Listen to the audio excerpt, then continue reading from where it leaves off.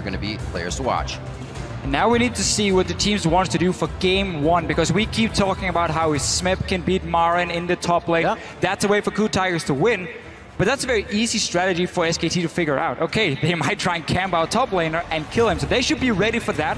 First ban for Tigers, though, does show they want to respect the counter pick to Fiora that we normally see. Well, already we have a pinch of Lulu or Gangplank, so Lulu could actually go through to SKT right here. Already with SKT bans as well, they banned Tahm Kench, something that Tigers had not banned this entire world. So wanted that. Now we'll see if SKT takes the Lulu away. Is that or Rek'Sai? What Tigers is doing is saying, okay, we ban Elise. Our jungler, in order for him to have an early game impact, he needs Elise or he needs the Rek'Sai. That's the two preferred picks for Hojin.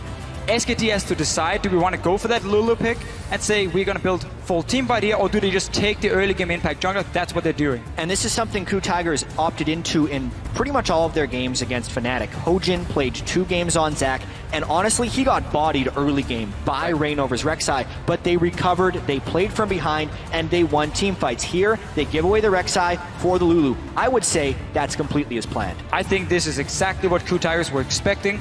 SKT even banned Kalista on blue side because they were maybe expecting this. Okay, do we choose between Kalista or Rek'Sai? We don't want to take that trade either, so they had to ban it away. And that's good bans so far, a good pick and ban phase for the Tigers. It is lining up for a Ryze pick though for Faker. He likes to pick it into the Lulu in that mid lane. We assume it's going to be Koro playing the Lulu and not Smeb, because he wants to be on a carry now. It's how he can shine. Well, Ku very, very good with that Lulu, kind of putting Juggernaut into the scene, being that team to bring it out. Probably won't go for the Kog'Maw here, but have the safety or prey in those late game fights already. Sivir has been picked quite a bit towards the end of Worlds and continues to be picked now here in the first game by SKT. So Sivir is often the response when you see a Lulu comp, because you want to be ready in case they run like a Juggernaut composition where you need to be able to dive that backline. You get the Sivir to add the utility for your team so you can reach the AD carry. So often it's just a pick where people say, okay, in case they do this, we have a counter now, or we have something that works well against it. Obviously, we haven't seen any AD carry pick yet for Tigers. They can go Ashe if they want to here. Yeah, because it's into a Sivir who's not the strongest laner, but what SKT has picked so far is a huge amount of map control. Global ultimates on will probably be their jungler and support with Rek'Sai and Shen, Sivir for the wave clear, and Prey answers with the Jinx, which to me really feels like what Korean teams were picking in place of Kog'Maw is the Jinx as kind of that hyper carry that they can look to protect. This is a Jugger Jinx composition coming together. It is, and that's again why SKT picked that Sivir. They said, okay, in case you want to protect that AD carry, we want to have something where we can dive that back line. And Tigers will have a very, very strong siege with Lulu, with the Jinx, and we have an early game jungler for Hojin as well. The one left, and he had a good game against Fnatic last week on this Lee Sin. He needs to do it again, even though it's into not the greatest matchup for Lee Sin. Very interesting to see the Jinx as well. Hardly ever saw it in LCK Summer. Just wasn't something that Korea picked up, but here at Worlds, it's definitely something they'll revert to. I really feel like it's something that the Korean teams learned during the boot camp when all the teams came to Korea to play against them, and also through group stage success. And Faker goes with Cassidy again. Wow. So basically, he was thinking about taking the Ryze here because, again, the matchup into Lulu is good for the Ryze to sit in free farm. The problem is, it would be very difficult for them to kill, for SKT to kill the AD carry. Ryze would have to like run at them, Alistar can CC him, Lee Sin can CC him, kick him away, Lulu and everything. It would be too difficult for the Ryze to deal proper damage, I think, towards this backline of Tigers. So they want more diving potential. But you're sacrificing quite a lot by taking this Kassadin. Yeah, we'll see how much presence Faker can have in lane on Kassadin, because normally that's the pick that gets pushed in really hard. Right. The one thing I like about Kassadin in this context is they have the Sivir to clear mid lane very early on in the game if they want to, and they can send Faker to a side lane earlier on. Not to mention they have a lot of global presence to make up for this thing. And now we get to see Smeb's Riven. This is such a good matchup for Riven into the Rumble historically. This is actually when you would pick it even before Worlds. This was one of the reasons Riven came back into the meta for someone like Smeb, because he was picked into Rumble. You would destroy him in lane so badly every single time. But really, SK Telecom, they're not picking for the laning phase here at all. They're picking to take these mid-game fights. You have Castle in one side lane, Rumbles in the other one, then you group for this Dragon, and you try and fight before this Jinx reach a 2 or 3 item spike when she becomes a monster. And I want to see if Faker sticks with Ignite, because he hasn't actually run as much teleport as others have. They have a lot of global presence within their team because of the Shen and the Rek'Sai, but maybe Faker brings the Ignite to have a little bit more pressure in lane. feels like he's going to be sticking with that summoner spell. This works almost with Ku and against them. Everything's slow in the beginning, but when they love to fight, that's when SKT is going to want to fight as well, right in that mid game. It is going to be explosive once we get out of the laning phase. I cannot wait to see what comes from game one. Wolf picking up that Shen. Doesn't actually run as much teleport as others have. They have a lot of global presence during their team. Great worlds. Yeah. He's going to be all over the map, protecting his team as Prey tries to cancel people out. It's going to be one of these support picks. If you want to make sure your top laner can do fine one versus one, you get a global for him from the support to help him out. That's going to make it tough to kill Marin. All right, as we load up for the first game in this best-of-5 set, get on Twitter, share your predictions by sending hashtag SKTWin or hashtag KOOWin to @LOL Esports. Tell us who you think is going home with the Summoners Cup. We're about to find out right now who's going to get the momentum in game one. SKT, as we said, by the numbers, absolutely huge throughout the game. Hardly ever falling behind, and when they do, they always find a way back.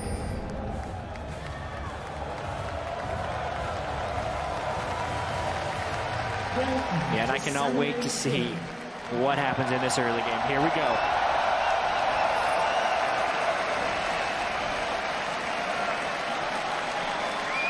Normal spread by both teams to start this one off as we pan down Summoner's Rift, the battlefield where both teams will leave everything on the Rift before they leave here today. And Ku Tigers right now, look at your minimap. They were setting up a small trap in their own jungle because SK Telecom in game one of their quarterfinal and semifinals, they did try and peek into the enemy jungle. Let's see what was going on, maybe see if they can get in some deep wards to spot a potential lane swap. I think Ku Tigers had read that, they were sitting ready. But SKT is saying, it's game one, we're going to play it super safe. And I liked what Ku Tigers did early here because they also placed the ward within their own blue buff. So if SKT had done an invade on that side, they would at least be able to scout it. But as you said, this is a very conservative start for SKT, which we may actually expect from this one. Ku Tigers hasn't been able to make early game moves, and especially with the casting on the side of SKT, they're okay with this game stretching a little bit longer, despite SKT having some very short games already so far at Worlds. But this pick and ban phase is why we talked about how Ku Tigers in this meta right here, this patch we're playing on at Worlds, fits them a lot better. Because Smep gets to play the big carry up in the top lane. He played a tank every single time Ku Tigers faced SKT in the summer split. Now he's on a Riven into a Rumble. That's a fantastic matchup for him. At the same time, Koro can bring teleport in the mid lane, so he will have an impact even in case he loses. Kassadin at level 6 can take down this Lulu. And it's very difficult to do anything, so Koro just has to farm up and make sure he can protect his Jinx later. As you were saying, they're amazing making that transition, and Ku only gets better when they have time to sit on the meta, when they have time to process that meta and get the strategy down they want. Here, going back to pretty much a normal comp in their Juggermaw phase, or Jugger Jinx, if you will. And we'll see if it helps them out once they get to those mid-game fights. Yeah, Wolf was trying to do some jungle harassing, but he does come up a little bit short. The fact that they push Ku off the blue buff has very, very low impact. Rumble doesn't benefit from blue buff. Neither does Rek'Sai.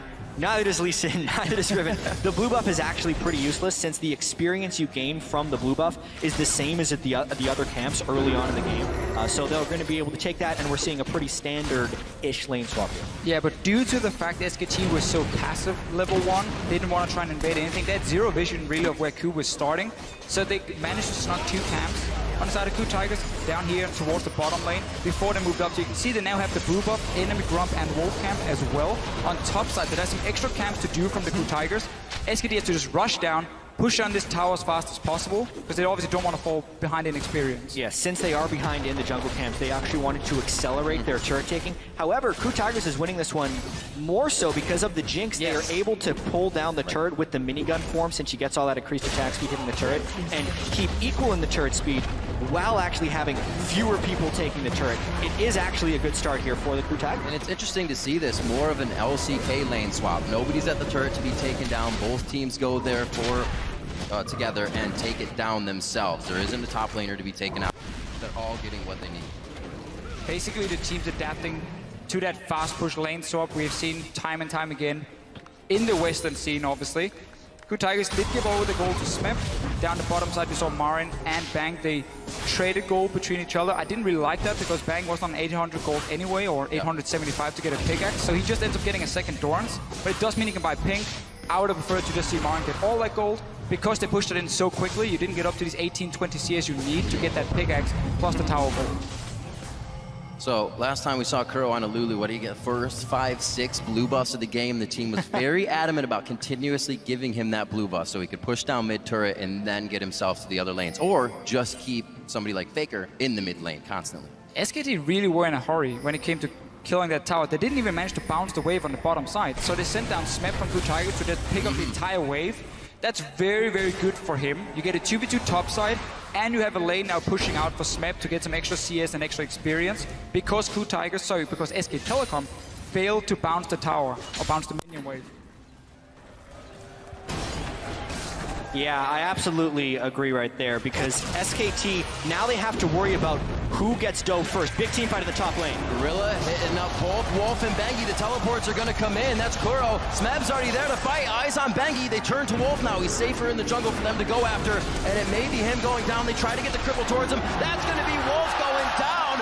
First blood to the Coup Tigers. Remember that Faker is not running teleport. He didn't want to leave the mid lane. He just sat there, pushed it into tower, and Coup Tiger said, we can take a fight up here. We're strong enough. Our top lane has picked up some farm, at least on the bottom side. You can see the big wave is still pushing in. Marin will catch that one. But Coup Tiger is investing everything into a team fight. Yeah. We see this time and time again. So often, every single member gets an assist when Coup Tigers gets a kill.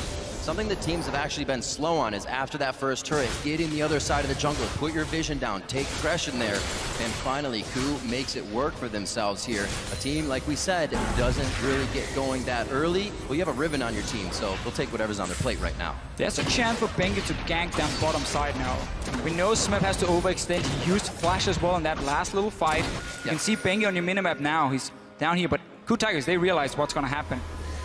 Yeah, well, Bengi's actually in position. It's late on the recall. He is really outnumbered. He had to see the footsteps of Kuro there as well, possibly calling Marin in late, but he baits himself into very low HP there. Yeah, there's a good chance he was waiting on a recall right there, because he may not have been looking at his screen as he was walking in, even though he was in the right position. So the fact that they ran into him early, they extended cooldowns, they kind of tipped off the gank, and at least for now, Marin is safe. But this is what the Coup Tigers do so well.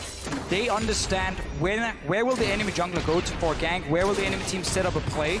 They knew, okay, there's a big wave pushing, our top laner needs help. 4 members go down and assist him, make sure he can push it out. SKT though is level 6 here. That's an 80 carry left alone on top side. Bray in a real bad spot, and he hopes to get on his knees and do just that. Stays alive a little bit longer. Can Faker get the final hit? Here comes Gorilla. Should be able to pick it up, but it goes to Bray. 2-1 now in favor of the Coup Tigers. Wolf started off tanking that one very nicely as a level 2 Shen was able to clear aggro, but the patience of Prey using that heal late baited SKT into a disengage. They were really trying to funnel that first kill onto Faker to jumpstart him into this game, but because the heal was timed properly, it really delayed the kill from Faker, and Coup very deftly trades one back. It is such a good trade for Coup Tigers. They defend their own top laner, the Riven, they pick the 1-2 split push, and at the same time, they trade 1-for-1 up in the top lane here for Prey. So great start for the Coup Tigers so far. Just gotta make sure that Smep can keep getting all the farm he needs, get him to that level 6 point. He can 1v1 against the Rumble, and suddenly you have split pushing pressure. Absolutely. Focusing, getting Smep going. Prey gets himself going off a very nicely played dive from SKT. And maybe if Faker had that teleport, he'd been there sooner. Would have made it work. He did take that Ignite after all out of Champion Select. And Coup sprinkling a little bit of that magic dust here in the beginning of the game. Get themselves a slight lead, only working with 600 right now. Just Gorilla instantly recalling after being towards the bottom lane. Forced Faker to basically say, I can't Rickroll out here. So many minions at that turret. He definitely did. So Faker wave going in. Could not get it, and now Faker's back in lane. Level 7 as he returns. Kuro gonna get his blue buff, so he'll continuously push Faker back into that lane. His kill pressure down with the Ignite down, so he'll pretty much be sitting pretty there, farming the minions up as he can.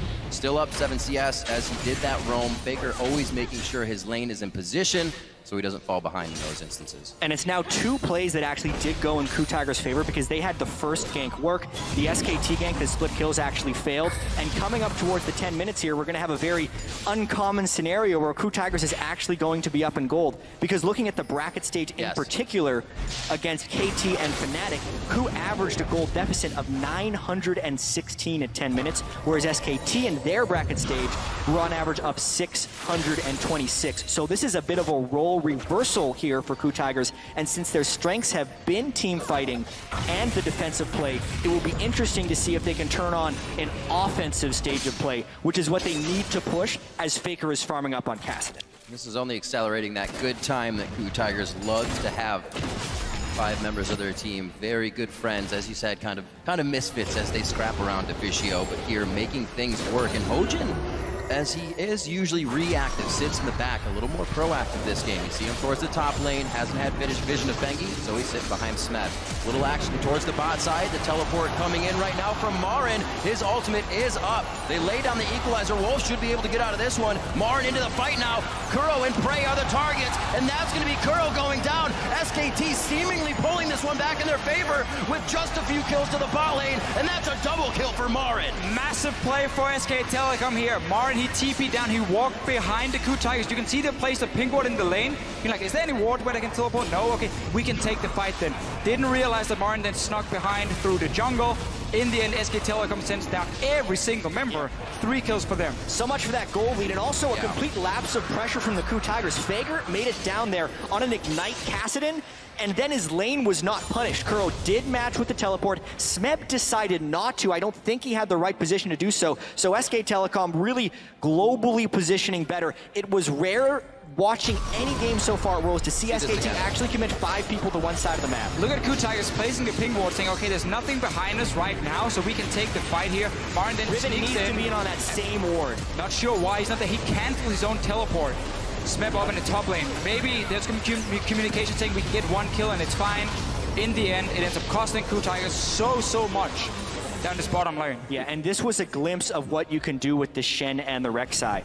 They teleported the top laner. Bengi was at his own Gromp before he was able to make it into that fight, and Wolf doesn't even have his stand united yet. Not to mention, we saw the teleport burn from Kuro already in this fight. Smeb really needed to match that teleport of Kuro if they wanted a chance in that fight, but even then, they ended up losing it pretty substantially. Maybe he just saved his life there by not coming in. And just also good understanding of cooldowns here for SK Telecom. Faker is going to trade Kuro. He's going to keep doing this, by the way, over and over and over. There's really no damage. Kuro can return, and Gorilla gets taunted. Oh, that teleport is down, so this means the fight is the 3 we have on your screen. That's instantly Bengi getting hit up as the Gorilla gets himself in with the Unbreakable Will and sets up for a kill. Be careful messing with Alistar around the turret. Not a good taunt by Wolf, and it ends up pulling Bengi into a little bit of a fight. Alistar gets to ignore turrets. That's one of the reasons he's the most picked support here for most of the year and at Worlds. So really punishing Bengi very early there. The burst damage from Prey and Hojin as he was headbutted straight into all the skill shots. Make short work of Bengi. They're in the wave, pushing Smeb back, knows the jungle pressure is towards the bottom side, so he has time to Faker's deal coming a up. little bit of damage. Marin is baiting this. He just wants to poke down Smeb. He doesn't want to kill him right now. He's waiting for Faker to join. Rek'Sai ultimate as well, just behind their blue, so Bengi should be here in time. They may not even need him. Stand United is on. They hit the end of the taunt by Wolf, and Faker picks himself up a kill now. I have seen so many moves here by SKT to get Faker kills on Kassadin. These plays are extremely well orchestrated, and the best thing about this is they're not losing pressure on the lanes. No. While Faker's being able to roam around, no other team who's played Kassadin has been able to team play around him this well early in the game. Simply, the mid lane matchup allows Faker to ignore Kuro and say, you're not going to do any damage to me, you're not really going to push on my tower, kill his wave, and then just leave. And he does it again and again and again, and he managed to appear at the side lanes. He's ready to pick up the kills. We even see the Shen support join in. So SK Telecom right now are benefiting from Faker being in a lane where he's not going to be under any pressure at all. And he can then use his mobility to join the other lanes. And we've seen, rewatching SKT's games, even Koo's SKT just better at making plays off of small mistakes. Everybody went to the bot lane, a lot of teleports are down. Let's make a play on the teleport top lane and get it to work for us. And we can then constantly go back to, okay, what was the last play where Kuro had an impact? Okay, he TP'd down to the bottom lane. Right. But that was the play where Crew Tigers had completely misunderstood the situation, already cancelled from Smeb, so they couldn't win. The fight that means the teleport was on cooldown.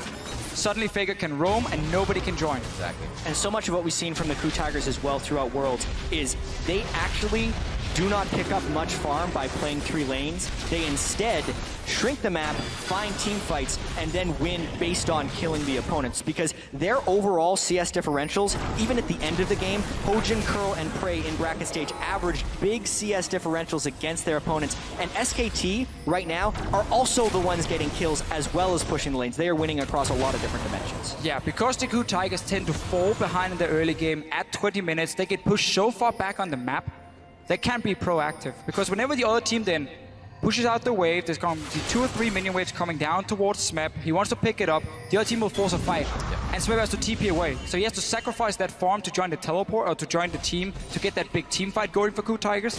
That's one of the main reasons they fall so far behind in CS across the board. Smeb, despite being probably the best or second best top laner in this tournament, he's even in CS.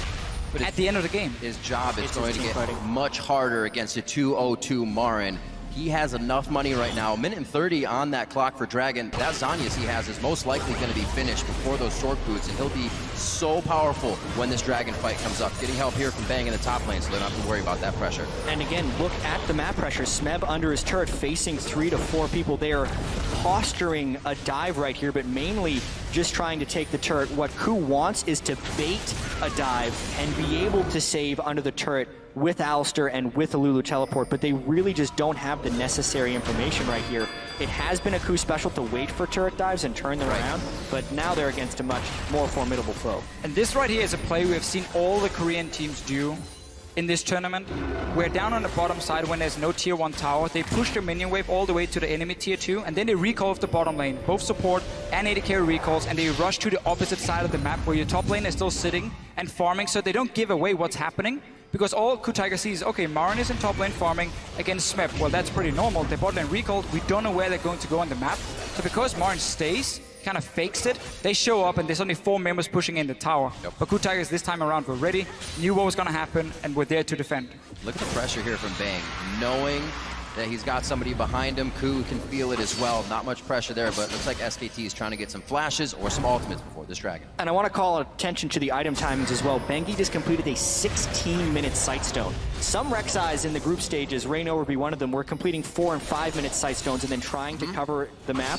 But knowing that they are up against Ku, who has not traditionally been an early game aggressive team, Bengi could then get combat effectiveness, finish his Cinder Hulk very early, then get a late Sightstone. It works perfectly. He gets the Sightstone, he wards up the Dragon, and now they can take him. And this is what SK Telecom wants to do with their comp. We talked about it in the pick and ban phase, how strong it is in the mid game. Right now, you have the items completed, Rod of Ages forecasted in, Hourglass for Rumble. It's very difficult for Ku Tigers to fight. Your Jinx doesn't even have Infinity Edge. You cannot teamfight right now. And SKT gets a free Dragon, can even go back and defend. Hojin might set up a dive against Marin, but remember the Shen ulti. It's always going to be there. Wolf is just sitting in the mid lane, waiting for Ku Tigers to make an aggressive play, and then he joins. Something that can easily catch them off guard is that Shen ultimate. We've kind of seen Ku within the past few games of the tournament. They bring out the Zac, they bring out the Ashe, causing teams they play against to have to ward differently, play differently in initiations. It seems like Shen is creating that possibility for SKT right now. Thwarting some kills, giving SKT the lead here in engages. And another possibility SKT's opened up with this team comp is just a different look than we've seen for most of Worlds. Marin has played Rumble, but it's been a bit of an abnormality. Yeah. We have seen the top laners split pushing, and the mid laners being kind of the damage dealer. But SKT swapped around this roles for this specific game. Faker is the one split pushing and making plays, whereas Marin, a lot of the time, will arrive with the equalizers in the team fights. Pushing the mid tower will be very hard for SK Telecom. Kassadin obviously can't really join in unless there's nobody defending. I'd rather see SKT focus on getting deep vision right here than trying to just group 4 members mid, because with the teleport on Lula as well, it should be easy enough for Ku Tigers to defend it.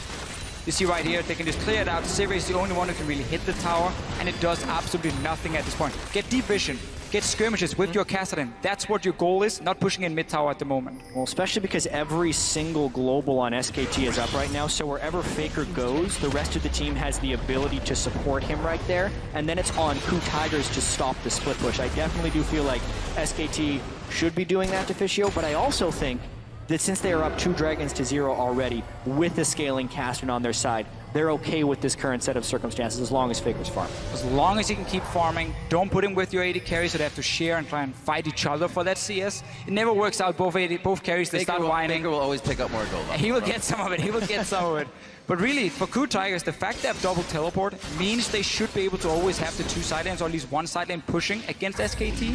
And we might have to see them go aggressive and tower dive on the opposite side, where Faker is not sitting on this Cassidy because he doesn't have teleport, or Bang, of course, as an AD carry, and use the fact that Koro can then TP in 5 versus 4 fight for the Coup Tigers. But for now, they're still behind. The AD carry does not have any completed items, so they're not in a position where they really want to fight with confidence. Both sitting around that same damage spike. Leandri's just finished by Marin, but sub 20 minutes in the game. That Zanya's as well. Sword boots are going to be easily finished. These guys are all items coming online right now to make things happen. Marin is so incredibly fed, and Faker is also going with the ridiculously aggressive Kassadin build. He's going Lichbane as his second item. I wondered what that was going to be after Aether Wisp. Yeah, I thought maybe a Ludens. That also would mix. So often you see Zhonya's as the second item because you need to Rift Walk aggressively and then avoid getting killed by the rest of the team. But it's also Faker, so he's going to be very patient with his positioning. This makes it very hard for him to go directly at the Riven, because if Riven does get the stun off, he can try and full combo the Kassadin before anything falls down. It's going to be a big skill matchup now. Yeah, he's basically saying, I'm going to be against Lulu most of the time. So Hourglass, the armor doesn't really do a whole lot. She's not going to kill me. I want some more burst, really, for himself. Finally, with the SKT getting into jungle, places some vision cleared out. You can see he's not afraid of Koro at all. He can barely burn through his own shield. Lulu's damage does not come out in burst. It's very over time. The AP Lulu, while the Glitterland slows you, it's then about the auto attacks afterwards. So I do actually like the build from Faker here, as long as they continue to use him as a split pusher. This was good though from Coup Tigers, because again they used the teleport to push the bottom side, get some damage on tower, force SKT to send someone down to defend it. They need to keep doing that, but they're only allowed to do it because SKT has not completely taken over jungle.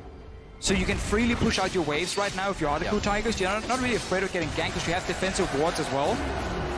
But SKT is very clearly saying we don't want to risk anything. Just farm up that castle and get that third dragon, and then we'll start invading. You can see Bengi on your screen. Now he's moving into the jungle. Now Coup Tiger suddenly can move straight from the lanes to the towers and defend. They have to take the long route around, and that's where SKT can catch them in the rotations or just be there first and take away a tower. So many options now for SKT as they move into the jungle. Faker just off on the wing to the right. You also have Wolf and Bang kind of hovering back and forth through the jungle. Bang clearing waves in mid now. Just the AD carries doing what they can in mid to farm it out. They might be able to get some good damage on him here, but it won't be a trade coming in from Bang. A little too close and not enough vision on the other side. Prey played that extremely well. Wolf also had to flash away defensively. They burned a lot of cooldowns right there. Normally the Shen is threatening a taunt flash because he would have backup, but Prey knew he had Riven backup as well, and then SKT couldn't bring enough people with the taunt to create an actual threat, and he ends up completely winning that trade and burning some pretty key cooldowns from SKT. And that was just when SKT finally had taken some control on the bottom side. Instantly it get pushed back because they have to recall with Wolf, no Sivir ulti. So Coup Tigers have done a very good job keeping very defensive wards. You can see on your minimap here, trying to spot every single time SK Telecom wants to move into their jungle. And then again, it allows the Lulu to move all the way down here without a tier 1 tower, push out the wave, force Faker to sit and clear it so he can't do anything without his teleport. And it just buys more time for Coup Tigers to farm up the Jinx, which is all they want to do. Just sitting mid lane, Prey is just constantly farming, and also waiting for that point where Riven can all in this Hourglass Rumble and take him down, because then suddenly you have 2 winning lanes. And it does feel a little bit better to be Prey right now, knowing you won't get flash taunted, but you still have to worry about on the hunt, Bengi tunneling through, Faker coming through as well. So it's not going to be easy for Coup to organize these fights. And I think one of the biggest things they have to worry about is the level 14 Rumble. Marin is an absolute monster right now. Highest CS in the game, most gold in the game, giant item power spikes, and the pre-fight poke on Alistar is absolutely huge. Bang got hit pretty hard too, though. Yeah, got a crit. Faker delivered. Straight to him. So Coup Tigers feeling confident. Got Vintage completed for Prey. Don't feel like they necessarily have to take this one, but again, they're afraid of these dragons getting out of control. And this has typically been where Coup Tigers has swung back their gold deficits. This is actually a tiny gold deficit. They've come back from 5,000 gold pre-20 minutes twice during the bracket stage already. It's only a 2,000 gold lead for SKT. but it's the item differentials right now. The Rumble and the Caston are huge. Equalizer missed, but Smeb is all alone. See what happens. Faker not going to be able to chase down. Ku can start Dragon now. Ku can go Dragon. Ku can go straight to Dragon. Side of the map. Smeb playing super aggressive, trying to force someone to move over and stop him. Has the mobility on this Riven. That's a free Dragon for Kutai. Should be at least. Inside the pit. Chompers are down to stop up Marin. Looks like he could not throw that ult down as he just used it. Still, Hojin on the backside. Gorilla throws on the ultimate. That's about to wear off soon. He could be the next one. All flashes forced over by Ku. A chase from Marin and Bengi. Kicked. Faker's rage. Faker over the wall. Are they going to be able to take down Kuro? The wild growth is down. The first one is Gorilla. That's going to be few more kills. Hojin and Prey fall to the ground, and they've only lost their support. 8-4 now for SKT. You really got to see the power of the brute items that SKT had picked up. No Equalizer and no Faker until the complete backside of that fight, and they still wrecked them. Marin was just a walking death ball right there. Flame Spitter was pretty much all he did, and he pushed all of Ku Tiger's back. Sivir ultimate to extend the chase, and Ku tried to run, but they were not fast enough. Suddenly, Faker will join in. They have to run back from this Dragon here, but really, Ku Tigers were so delayed in their decision. They pinged the mid tower when they saw Faker go for that gang and say, should we push the tower? Someone else calls, no, we gotta go Dragon, guys. And then 5 seconds delayed. That's enough for Faker to move back and join in for this fight here. Secure the kills for SK Telecom. Miscommunication will be punished by a team like SK Telecom every single time, and that's why they pick up 3 kills. And so will that many flashes down on the side of Ku as they use them to escape that fight. Bang always on the backside of these fights as well. Great support with the Sivir. This is SK Telecom coming online. They did make the mistake, but Ku Tigers didn't punish exactly right because of the delayed move that they made towards the Dragon Pit. If they would have been in closer position and they knew Faker would have been further away, there's a chance Ku Tigers could have actually taken that fight for sure with the Lulu and the Jinx, but instead they were forced into retreat, and SKT is a spectacular team at chasing down kills. Had that Dragon just been rushed, bursted down, Marin probably wouldn't even have teleported in the first place. They said, you know what, that is lost. We tried to make a play, it didn't work. We still have 2 Dragons, it's fine. We can now go back to play the same way, try and use Faker in more of these side lanes, but really it is hurting him. He doesn't have that teleport. That's always what you look at in the late game against a double teleport team. It becomes so difficult because every time you show yourself in one of these side lanes, you're afraid of a play happening. If he ever goes bot lane, at this moment here, Ku Tigers might just say, you know what, let's rush the Baron. Let's just force a team fight at this Baron here and force SKT to move in and try and stop us. But obviously, due to the goal lead, due to the fact that SK Telecom have some very, very strong members, especially this Rumble pick, it obviously becomes a lot harder for Ku Tigers to punch that lack of teleport. All that stuff only going to happen for Marin as he upgrades his boots. Good to go in that sense as well. Another needlessly large rod on top of all of that for more damage. Aegis being built up on both sides, so a bit of the magic resistance finally comes out, but when lane's always being pushed. Now bottom lane by Marin, getting that in favor. Mid turret goes down though with Ku. Straight pressure to the mid lane as SKT tries to get a few hits of damage back in. Strong move by Ku there. Marin was split pushing, but Ku knew that the teleport timer was down because he used it to get into the Dragon Pit, so they very easily move up with long-range Jinx rockets, plus the Lulu for extra move speed, and safely take down that turret. Since also SKT was using deep wards, so that was kind of a turret spent on getting wards into the red side jungle of the Ku Tigers. Sadly, only a few though for SKT, and normally when you place these wards, you want to be in the jungle already, so the other team can't see what's happening in there. They want to peek in and be like, oh, can we clear a ward maybe? And then boom, you just punish them, you kill them, and you can then rotate to the Baron. Every time Ku Tigers now gets to group up and move down to these towers, it's in their advantage because what their team comp wants to do. They should be able to see Faker sitting and farming and knowing, okay, we have maybe 5-10 seconds, we can get one hit or try a trade and then go back from there. But then Faker obviously will move down from his lane and be able to flank. The Bane Faker on the Caston. The rest of this team approaches the turrets. They're going to go down quite fast. We'll see if they can get to them anytime soon. 27 minutes in the game, average game time coming in for SK Telecom in their wins, because that's all they've done, is 32-10. So just about 4 minutes from now, they would have the win in this game. I don't know if Ku's going to allow that to happen this time. They did have a little bit of magic dust in the early game, which set SKT back. And this is kind of the time that they shine. Their items have come online. Can they get the mid-game fights they need?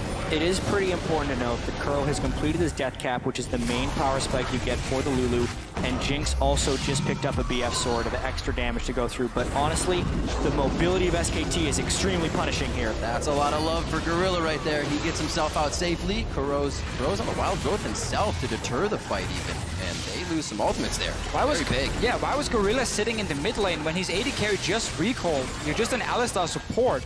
Very easy for SKT to punish him, push him away. They have full control. If you look at the top side of the map here with pink wards in the river, Baron, there's no wards from Crew Tigers. One bad fight for Crew Tigers, 1 or 2 guys die. Game is over. Game is over. Straight to Baron, pick up that Baron, and then suddenly you can just dive onto the enemy, or you can just 1-3-1 again with buffed up minions, and it will be almost impossible for Crew to stop. Marin is about to hit level 18. It's 29 minutes in, he's at level 17, picked off top here. laner. That's something SKT has done this game. They have played the waves better, and we see this 3,000 to 4,000 gold advantage, but the experience advantage is even bigger, specifically in that top lane. Marin was 3 levels ahead of Smeb just a second ago. He's the only one in the game right now with a 3rd level of his ultimate. That's how far ahead he is. Ridiculous. Yeah, and that equalizer scales extremely well. So that is the 3rd level of the ultimate is absolutely huge, even for Kassadin too, when Faker hits level 16, because the cooldown of his Rift Walk will drop to pretty much 2 seconds, and it makes it much harder for Ku to lock him down and burst. And Ku was in an okay position, going back a few minutes, sitting there farming every single lane. Prey just got free farm in the mid lane. SKT didn't really know what they wanted to do, if they wanted to wait for Dragon, did they want to invade the jungle or push a tower. So they were kind of waiting it out as well. But then Crew Tigers were just so slow at reacting to that Dragon play. That's what SKT needed to get some more kills and really now open up for Baron as well. And now there's so many different plays that they have to pick from. Dragon is up, SKT wants to stop the timer, but Baron also has to defend it. Great stop by Gorilla. Huge knockup. 4 people from SKT. And a choke point though. Rockets coming in. Very nicely done. Can they get themselves some more? SKT sees that it's a very bad situation. They start to ping down towards Dragon. They may have the time to burn this one down, but they don't have the help of Bang right away. He is very hurt. Ku outplayed that very well, and they got a crit rocket in the choke point. Gorilla stuffed it.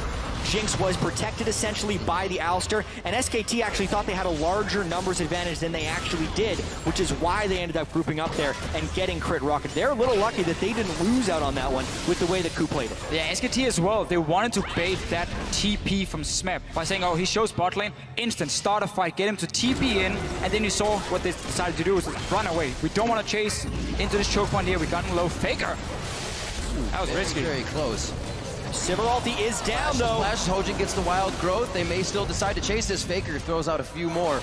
And it looks like they're going to be safe this time. They have the vision on that side of the brush. SKT does not, so they can't, but they will start pushing mid. Yeah, mid tower is open. Crew Tigers is to take the long route around. Oh, that turret going down so fast. It's a game of attrition right now. They're starving out the teleports, they're starving out recall tamers, and they're trying to starve out wards with all these other objectives up. And it's back and forth too, because one team makes a nice aggressive play and it's answered. Eventually they will run out of cooldowns or go into an irreversible play, and we will see that fight. But for now, they're just throwing jabs at each other. Smeb has not gotten too much for himself this game. 0, 1, and 2. He's still on that Bloodthirster, on a Brutalizer, and a Hex Drinker for a bit of that survivability, but he has not been able to hit a good fight here. The team is looking for it.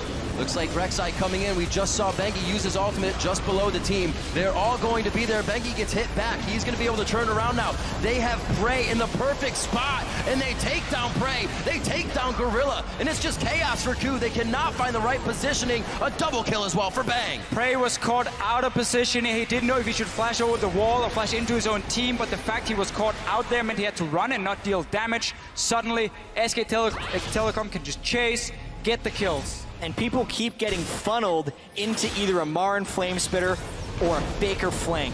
It's making it pretty safe on Faker, and now they're baiting the Baron. Smeb about to get smushed. The Harpoon does not hit, but they get the smite down, and the Flamespitter will cook him just right. Well done on Smeb. He goes down. 45 seconds on these timers now, and SKT is going to use that to its fullest. We need to see how Crew Tigers were positioned on the map before that last fight. How did Prey get so far away from the rest of his team? He needs the Alistar, he needs the Lulu to peel for him so he can constantly deal damage. The moment he starts running, he does nothing. So let's see what happens. He's in the river, basically. He's so far away from the team. He was sweeping a brush, and that's why when SKT went for the heart of the team, they single out Prey. That equalizer as well funnels everyone right up against the wall. There's no way they can't group there unless they stand on the equalizer. But it all started with that positioning by Prey. And you can see how low a lot of the members from SKT are in the end. If Prey had been sitting there dealing damage all the time, that fight could have gone completely different. But credit to SKT, again, they wait for that opening. They use some of their globals really well to go back and shop and then return. We'll get another Dragon. SK Telecom has been in full control for most of this game. Whenever there was an opening, I feel, for Crew Tigers, they didn't take it. They allowed SKT to then say, oh, we can send Faker over to the lane and do nothing, and it's okay. You can see the disparity in that fight. Prey running for his life. Bang, throwing out all the auto attacks and boomerangs he needed. 3,800 damage to 800. Yeah, and Bang is in such a position to succeed as well, because team fights, especially at the highest level, are all about threat and who is under threat. Yep. So Bang, in this case, the only person he really has to worry about is Smeb getting a flank. But if SKT's the one starting the fights, they don't have to worry about those things. And Prey instead had to run from Equalizer, Casting, and everything else. Home guard stand united onto Smeb. He may be able to fight back here. Kuro gives him a very early wild growth that doesn't pop anybody up. Still is using it to get out of the fight instead of in. SKT is running down the lane. Hojin can't even help on the outside right now. Somehow, Ku gets out, only losing Prey. No, there goes Hojin. Now goes down Gorilla. SKT was just looking to light the fuse, and from a double kill to a triple kill, Bang is also getting huge. Sivarald after Sivarald, they're creating the large positional advantages off of these small missteps by Ku Tigers, and they haven't been able to defensively ward to avoid the rotations by SKT. One of the changes Ku Tigers made coming into the playoff in the LCK was stop picking hyper carries for Prey. Don't rely on him to be the big carry in team fights. Give him utility, give him an Ashe pick or a Sivir pick, and we let Smeb be the carry. We try to let Kuro in team fights be more of a carry. They have now gone back to say, okay, it's too predictable if we just try and gank Smeb's lane all the time. Yep. They've been playing more around what Prey could do here, put him in the mid lane to farm up, and rely on him in team fights. But the last few team fights, he's constantly just been in bad positions where SKT can punish him. Obviously, it doesn't help when Lulu has to invest everything she has onto the Riven. Yeah. All this was supposed to go onto Prey, and now he joins in all alone, basically. It's a full health Faker. And to me, this fight is Smeb trying to make a play. It's a little bit of desperation. They knew they'd been losing a lot of the groups up team fights, so he was hoping to create an opportunity in the side lane, but it ends up just drawing the whole team into a big flame spitter. Luden's Echo was just completed onto Marin. Oh dear. After that Rylai's the distortion boots, as we said before, so he's getting his summoners back nice and fast. And it's got to be very difficult for Smeb to make any moves against the team with On the Hunt, against the team that can Rift Walk. A very nice Zanya's through the wind slash. Smeb's going to go down in this one. He tries to put the nail in the coffin, but ends up in it himself. That's going to be another turret. We said it would be Baron in the base, and SKT have their eyes on it. Level 17 Kassadin with Zhonya's is far too slippery to be able to take down unless you use all of your team's damage at exactly the moment that he is stunned. Ku tried to bait the side lane brush right there, which is a popular play while you were behind. Faker, you could tell, was kind of waiting for it with the way he juked side to side near the brush where Kuro was waiting. And it's SKT who gets the last laugh there. It's amazing how that once SKT has a stranglehold on your strategy or even a slight lead, they push it wherever they want, but still playing reactively. You make a mistake, we take so much from the base. You make another mistake, that's the game. At this point, it cannot happen anymore for Ku Tigers. And it's scary to see SK Telecom win team fight after team fight against a team that was supposed to be the better one in the late game fights. Ku Tigers has always been praised as one of the best team fighting teams in the world, where they could possibly beat SKT, who are more about skirmish, you know, more about the early game. Not been the case in this game. I think a lot of it has to do with the way SKT did draft for finding team fights. Sivir, Rumble, traditional team fighting AD carries there. And even the jungle matchup, Rek'Sai versus Lee Sin. Rek'Sai is incredibly good into Lee Sin, burning that first pick on the Rek'Sai to give Lulu over, and then just positioning better than the team with the Lulu. It's been draft as well as play for SKT. Yeah, and it's just something we mentioned, how SKT so quickly realized what could happen in the pick and ban phase by taking that Sivir into Lulu, being okay, in case you want to take the AD carry, we will have a composition that can dive it. We have the tools ready, even when we're kind of blind picking it before we see your AD carry. And Bang has just been having a great performance. He's not been the highlight, but he's always doing so much damage in these fights. He's just consistently doing so well. Have to remember that that Riven was picked at the end. Counter picking. Oh, Hojin gets critted down immediately. A bit of Luden's Echo on the end there. Wild Growth goes onto him. Everything's been used in defense. They can't get the engages they want. It's the Ku Tigers. They love to engage, but are consistently engaged on this game by SKT and their confidence. This time around, though, SKT wanted a little bit more. Faker even jumped in and had to flash out instantly, so he didn't get to assassinate anyone. Recalling on a ward. There aren't many mistakes that SKT has made in this tournament. I mean, the first one might have happened when they went to gank Pawn on Echo when Ryze was still level 1 Faker. or Faker was still level 1 rise, I should say, you're not going to get a rune prison out of him. But other than that, we really haven't seen them make too many mistakes here. They got a victory. This was a pretty tricky play because Hojin was trying to kick them back while SKT would be trying to finish this turret, and they get them low enough that they kind of commit over the wall. But now their focus is split between the fight and the turret. You could see Bang was finishing off the turret because they couldn't dive on the turret. But Bengi was all about the fight right there. That would have been a safer play to just have Faker be in while Bang took the turret, and Bengi overextended a little bit. In the end, though, worth it for SK Telecom because they get the tower down, they break into the base once again. They have now 2 inhibitors they can take down. One of them is already gone. The next one should be coming soon. SKT back out to split pushing. One of the things they do with Rek'Sai very often in the late game, Bengi will just be the guy controlling the wave in one lane, just pushing it in. He's not going to kill anyone, but then he will join for the fight. Of course, he has a tunnel here, just behind SKT in case they need him. You can actually see, though, the lack of Void Staff on SKT is starting to get punished a little bit by Smeb and the rest of Ku's builds. They're building a fair bit of MR right now, and since SKT was very mid-game item priorities by going flat penetration on the Rumble and no magic penetration on Faker, Faker with a death cap and about 600 AP got a full combo off on Smeb and didn't take him below 75% health. Obviously, SKT still has massive map control. SK tilt. SKT just tilting. Not the case in this game. Definitely not the case. Oh. But no Void Staff on the way. It looks like Marin will complete his build sans Void Staff, and Faker will need to build it as his 6th item. Incredible play so far coming from SKT. A bit of a lead to Ku in the beginning when they got the early kills, but everything punished that SKT could has been punished. Sterik's Gauge now onto Bang. They're able to put some different items in their pockets here, keeping him that much more safe. As you were saying, that magic resistance getting picked up. Prey has a null magic mantle just to stop from being zeroed out immediately. And hopefully they can stay alive a bit longer here as they protect their inhibitors. It is very hard for SKT to fight here in the base, though, because the flanking option is not really there. Obviously, Ku Tigers have the Nexus turrets behind them. Finally, Prey sits next to his Lulu and his Alistar, so he's very safe. SKT respects it now. They're saying, okay, we don't want to risk it. Wait for Baron to spawn. Draw them out of this base here. Start warding up the topside jungle. At some point, Ku Tigers will come and face check. Then you get the big fight, because there's so many ways then for Kassadin to flank behind. And that's really the story here. And SKT has been the best team at recognizing the right play to make at the right moment. So even though they've had 32-minute games, you wouldn't expect SKT to overpress the tempo right here. They're at 4 dragons.